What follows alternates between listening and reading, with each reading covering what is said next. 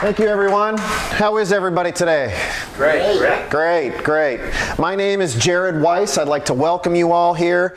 I really appreciate you taking time out of your day or evening to be here. But what I want you to know tonight is that you're going to hear information that you've never heard before that is going to help you be successful in retirement. Social Security is the foundation to a sound retirement plan. Why? Because as we learned, 65% of middle-class Americans will derive half of their income from Social Security. Well, for most folks, Social Security is their only source of guaranteed lifetime income. A 401k is not guaranteed income. A mutual fund or a stock is not guaranteed income. Then we have pensions, IRAs, and savings, insurance, investments, and of course we have other sources of income like rental property income or a business. But Social Security is the foundation to a sound, solid retirement income plan. I'm going to talk and use some abbreviations today so that you understand what I'm telling you. SS, Social Security. BBA 2015. Bipartisan Budget Act of 2015. Is there anybody in the room that's heard of the Bipartisan Budget Act of 2015? 3? That's about what I hear every time I give one of these talks. The unfortunate part is every person in this room is directly and was directly affected by the Bipartisan Budget Act, but you don't know how it affected you. I'm going to show you exactly how those changes affect you and your Social Security benefits. FRA, full retirement age, and PIA, primary insurance amount. That is the dollar amount that you receive at your full retirement age. So if your full retirement age is 66, you receive your PIA. It also happens to be that number in the upper right-hand corner of page 1 on your Social Security statement.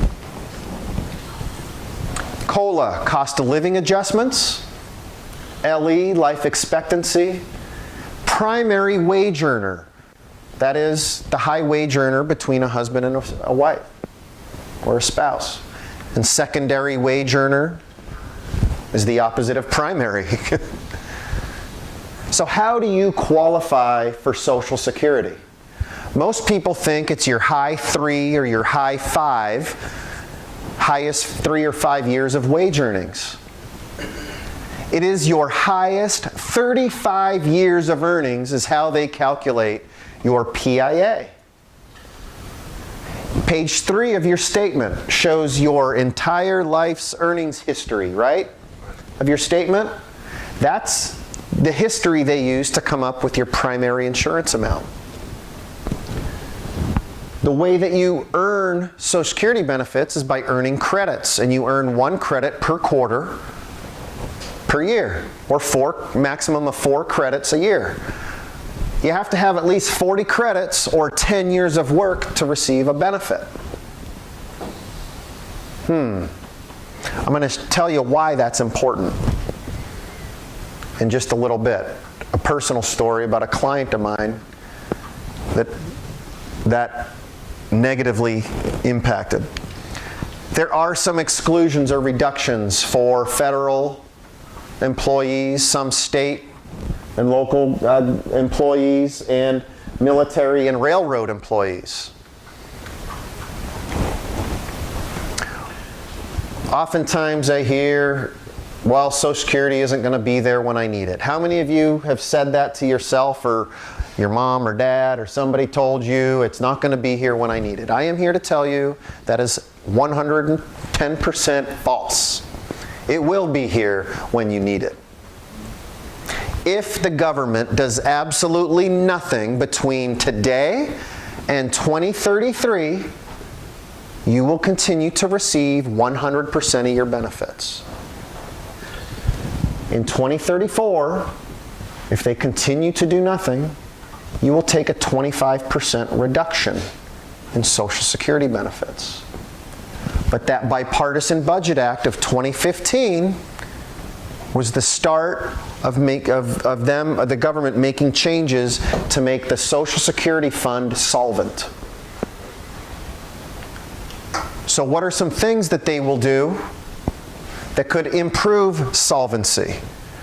Well, I'm 43 years old, and I expect my full retirement age, unlike you, where yours is 66 or 67, I expect my full retirement age to be about 70 to 72.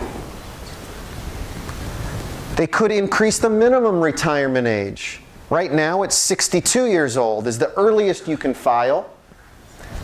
They will likely increase that to 64 or 65. Why? Because we're living longer. We're working longer, right? Unfortunately, these tables haven't changed since Social Security was created. And in the 30s, when Social Security was created, the average life expectancy after age 65, 2 years.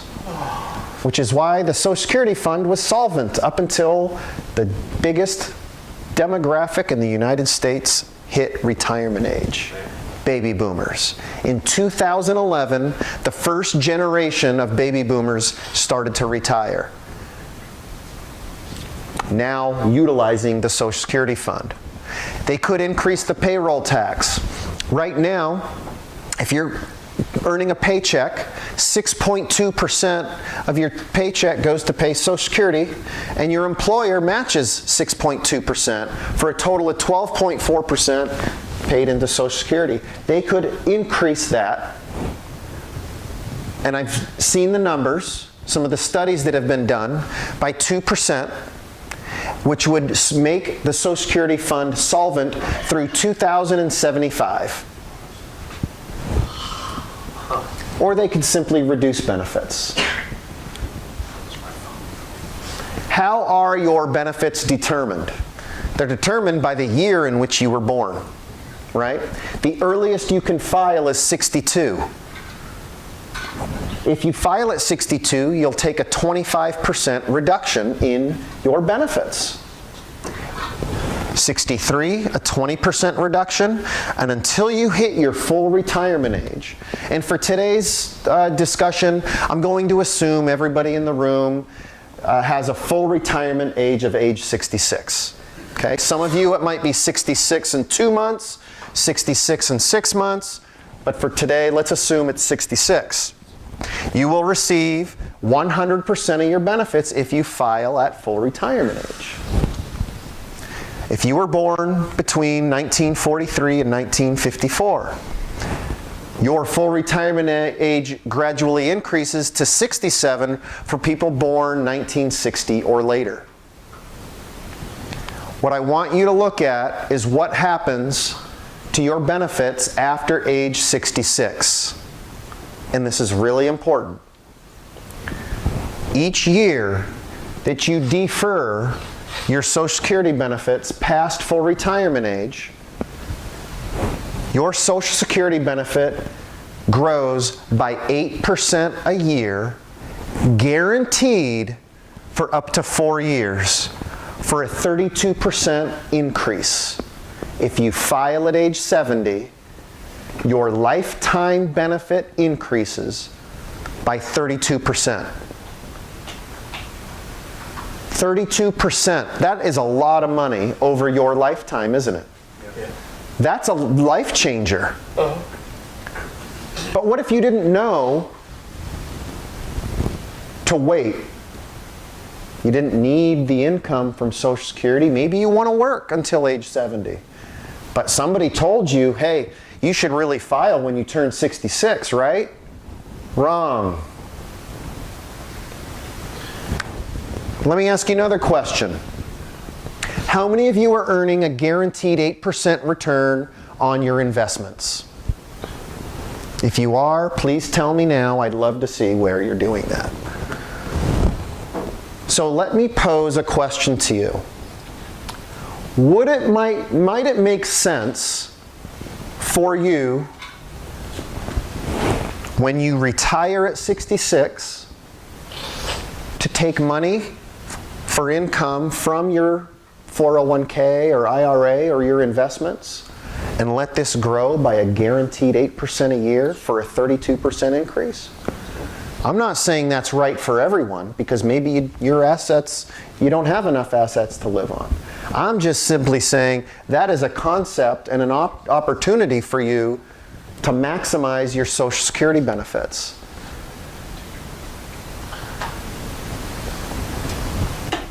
In fact, 74% of Americans are making this very mistake of filing too early.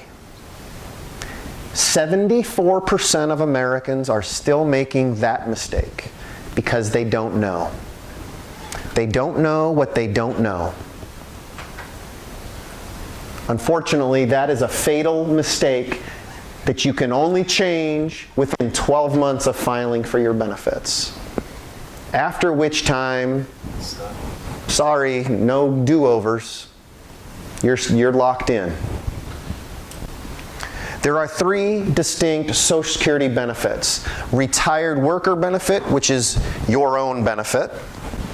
There is a spousal benefit, which you collect a benefit on your spouse or your ex-spouse. And that got cut off there. A widow's or survivor benefit. That is a benefit that you receive from your deceased spouse. So let's talk about that Bipartisan Budget Act of 2015 and how that rule change affects you. And it affects everybody in this room tonight. One thing it did not change was the widow's benefits. The earliest you can file for widow's benefits is age 60. That is still the case. You can still file at 60 to receive the widow's benefits. So that was something that they at least left alone. But everything else completely changed forever. I split the groups up into 3 groups. Groups 1, 2, and 3, and you'll see at the top of the screen here, I've numbered them, based on the year you were born. Born on or before May 1st, 1950, the option to file for benefits and then voluntarily suspend as long as the decision was made before April 30th, 2016. What happened?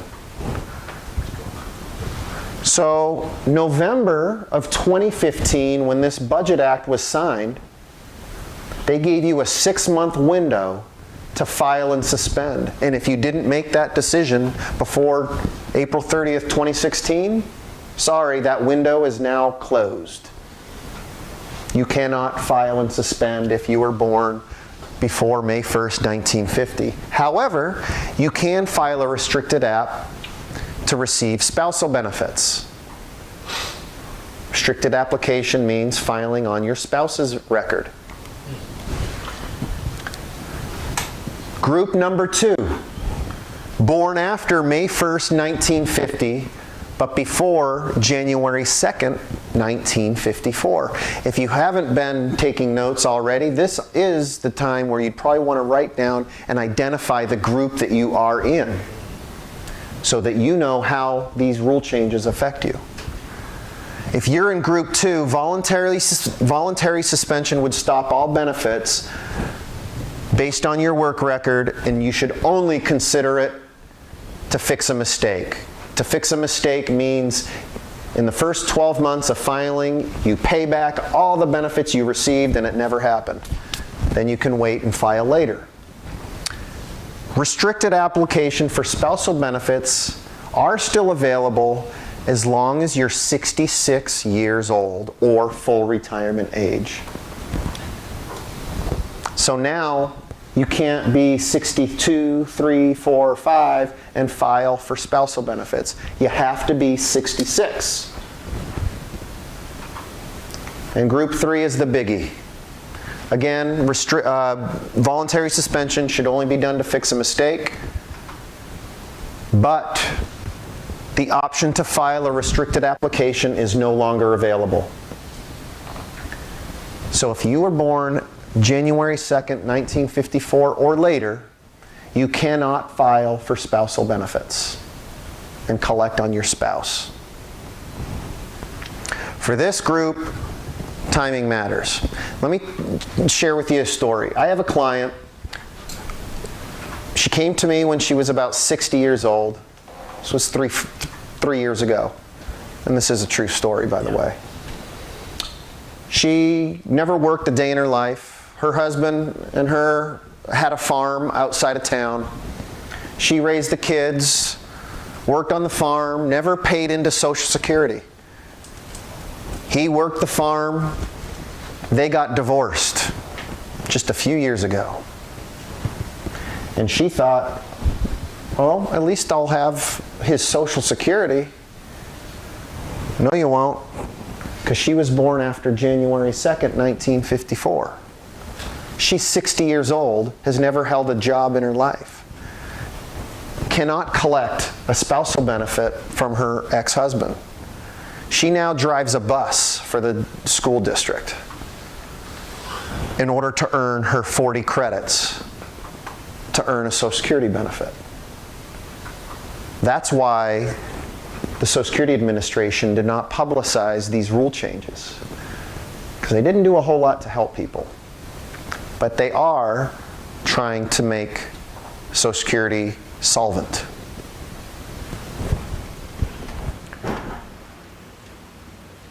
These are the tax brackets: married filing jointly, taxable income, and tax due.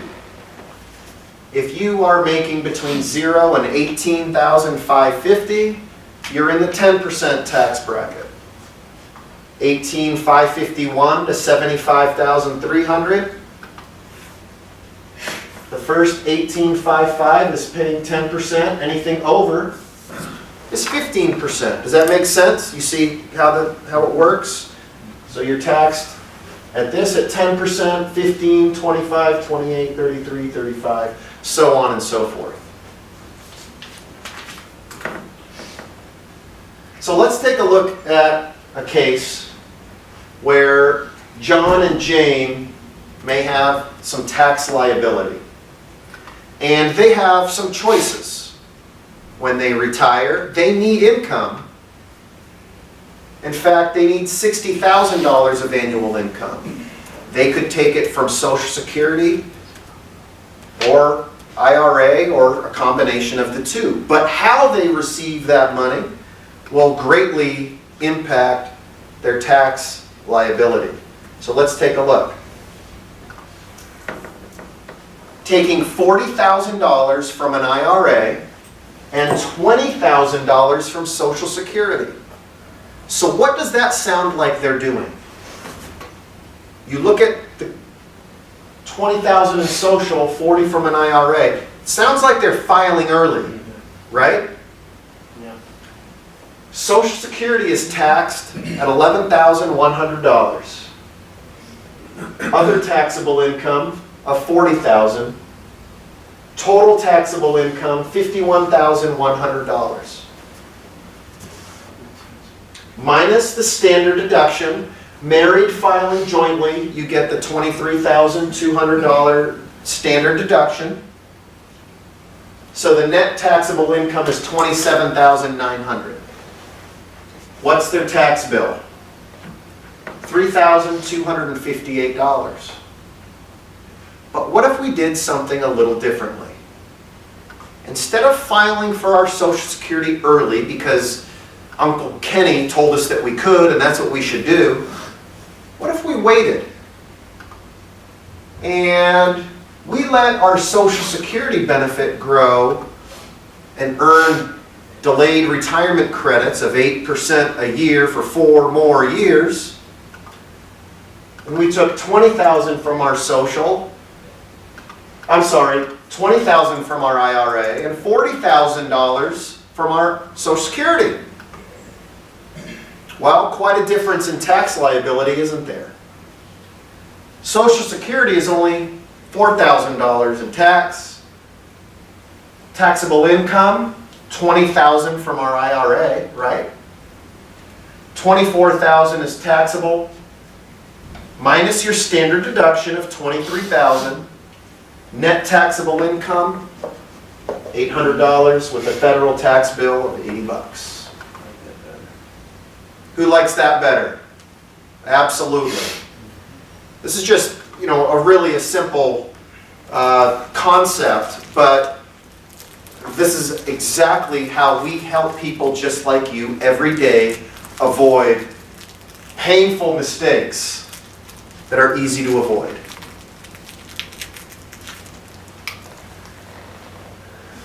John and Jane, in this example, need $50,000 of combined, they earn $50,000 in Social Security. $15,000 of net long-term capital gains, $25,000 in RMDs, required minimum distributions from their retirement accounts, and $60,000 of after-tax income need. They need $60,000.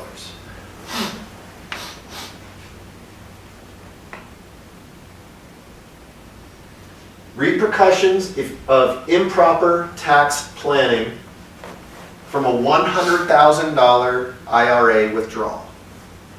What would the implications be if we just needed an extra $1,000 for an emergency or whatever?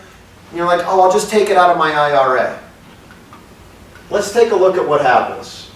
What should happen on a $1,000 withdrawal is you pay 15% tax, right? $150.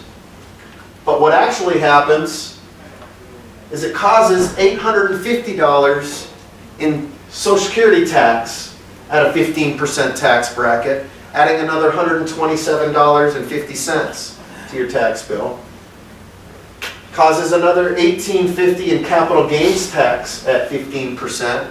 That's $277.50. Your $1,000 withdrawal just cost you $550.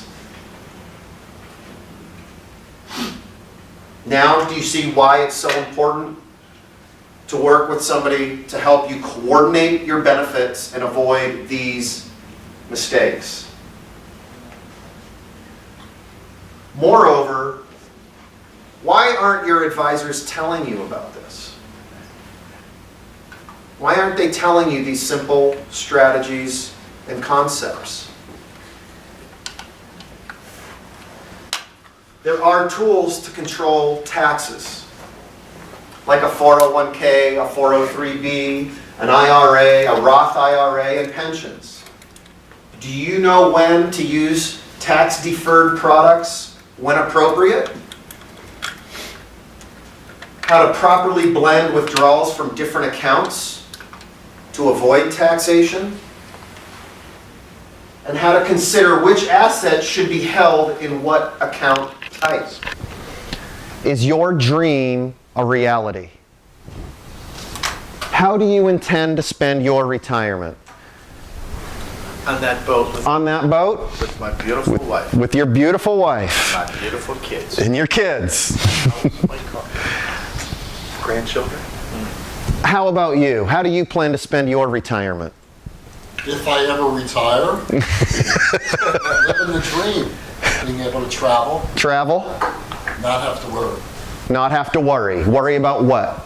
about money. Money. Exactly. That's right. Be happy. Don't worry, be happy. I like it.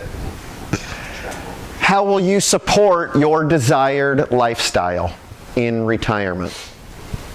These are questions we think of in our heads, but when we actually sit down and read the words and write them down on a piece of paper and actually look at the numbers, what do we actually have?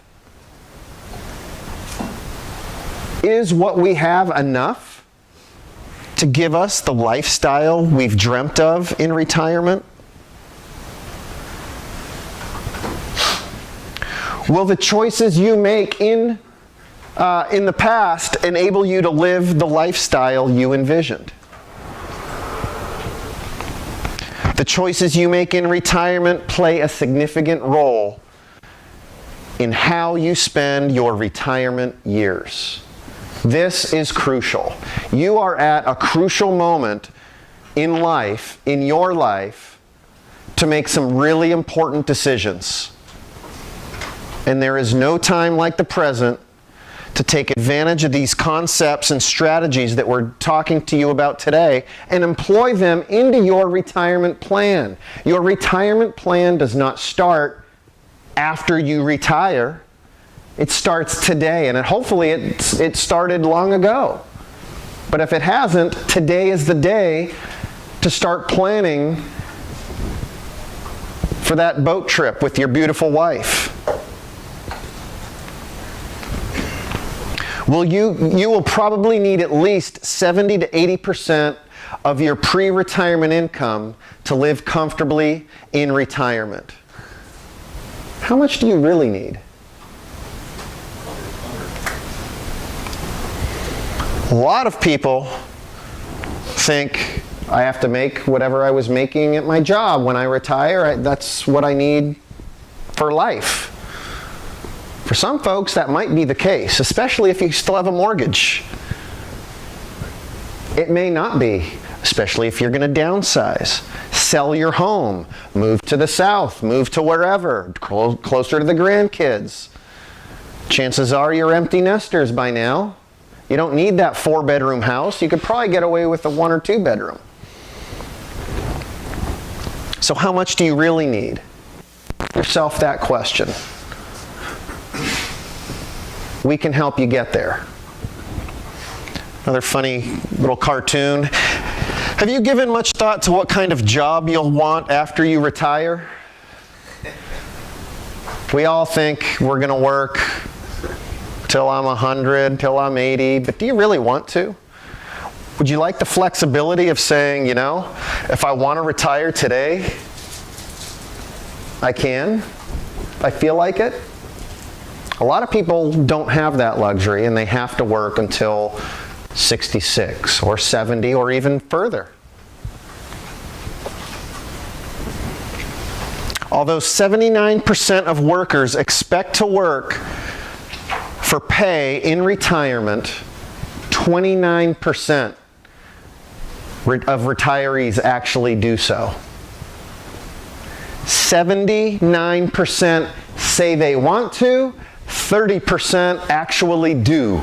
That's a 50% drop off. That's a big number of I want and reality, isn't it? And why? Why? Maybe you're forced to retire. Health issues. Health issues. Spouse's health. Spouse's health. Unforeseen emergencies or situations beyond your control. You can want to work all you want, but the reality is you may not have a choice and you may have to retire. In fact, if you or your spouse becomes disabled and you need some type of medical care or medical assistance, you're going to have to start figuring out from where do you start paying for that, right? Which distribution method is appropriate for you? At what age do you start taking from Social Security, from your pension? If you have a pension, chances are at 65 you can start receiving income. Well, how does that coordinate with Social Security and your other sources of income? Do you need access to cash? What if there's an emergency? Got to put on a new roof, a new car.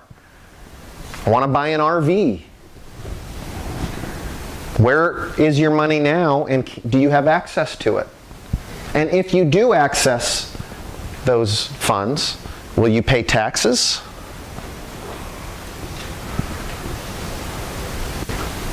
Market volatility versus preservation of funds.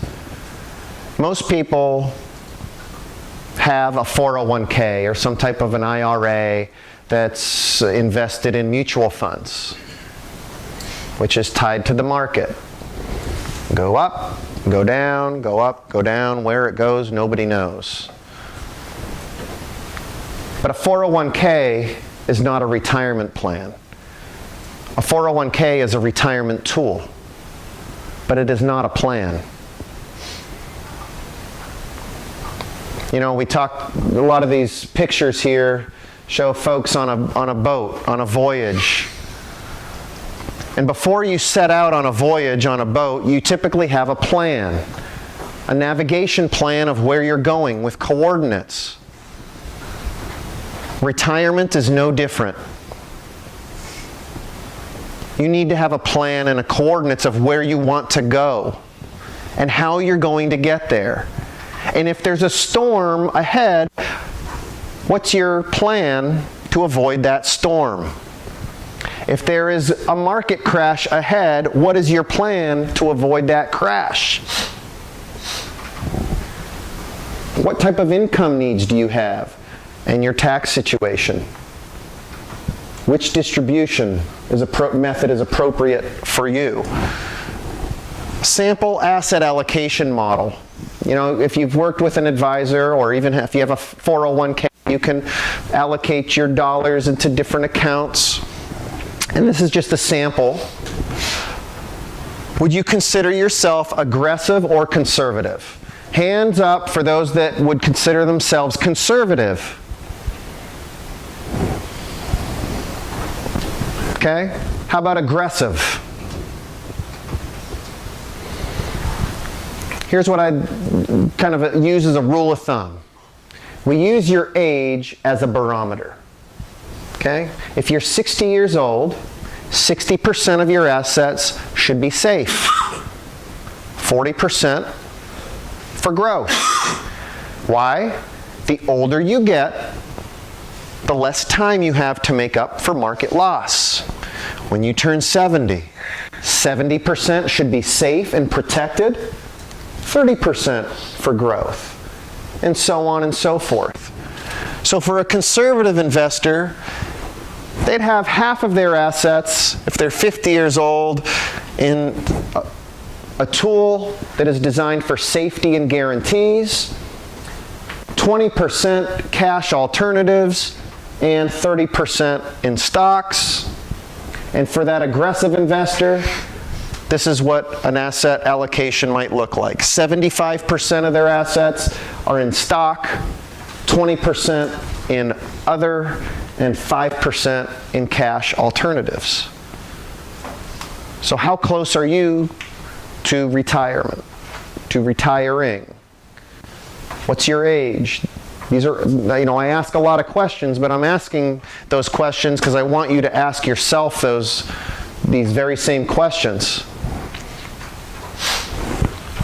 Let's look at a case study. The Smiths, they're both 65 years old and they want to retire now. They have $700,000 in a portfolio, retirement portfolio, invested in 401k, stocks, IRAs, CDs, and a brokerage account. They're concerned about outliving their money and market volatility. They want to coordinate their Social Security. They're 65 years old. Next year, they're going to be 66, full retirement age. So they're starting to think about, what do I do? Do I collect now? Should I wait till full retirement age? Wait till I'm 70? And they need to generate an income of $8,000 a month from their income portfolio at age 66. What might that look like for a couple age 65? A diversified portfolio. We've got safety guarantees. We've got some at risk in the market, some cash alternatives. And depending on your risk tolerance, we can adjust that. But again, the rule of thumb is taking your age is your safety and guaranteed bucket. It's important to have a diversified portfolio where you're coordinating benefits that create stability, higher income, and provide you with safety, guarantees, and peace of mind.